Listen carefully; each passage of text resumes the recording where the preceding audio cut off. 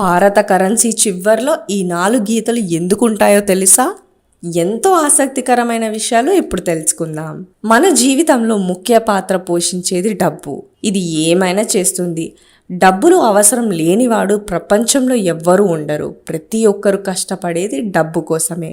జీవితం ముందుకు సాగాలంటే డబ్బు ఎంతో ముఖ్యం. అయితే భారత కరెన్సీ నోట్లపై ఎన్నో రకాల సమాచారం ఉంటుంది.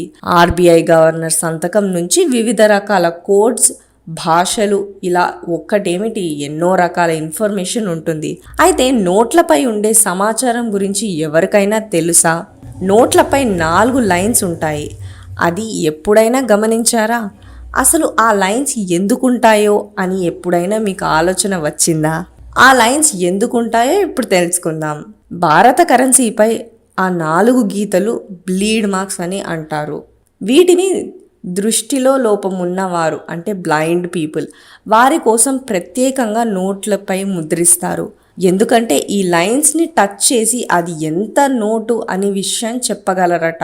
అయితే 100, 200, 500, 2000 నోట్లపై వేరు వేరు రకాల లైన్స్ ఉంటాయట. 100 రూపాయల నోట్ల 2 వైపులా 4 లైన్లు ఉంటాయి. 200కి నోట్లు కూడా అలాగే ఉంటుంది. అయితే దీనిని 2 సున్నాలుగా కూడా యాడ్ చేశారట. ఇక 500 నోట్ల గీతలు, 2000 నోట్లు 7 లైన్లు ఉంటాయి. అందులో ఈ గీతల సహాయంతో నోటు విలువను అర్థం చేసుకుంటారని బ్యాంక్ అధికారులు సూచించి సమాచారం.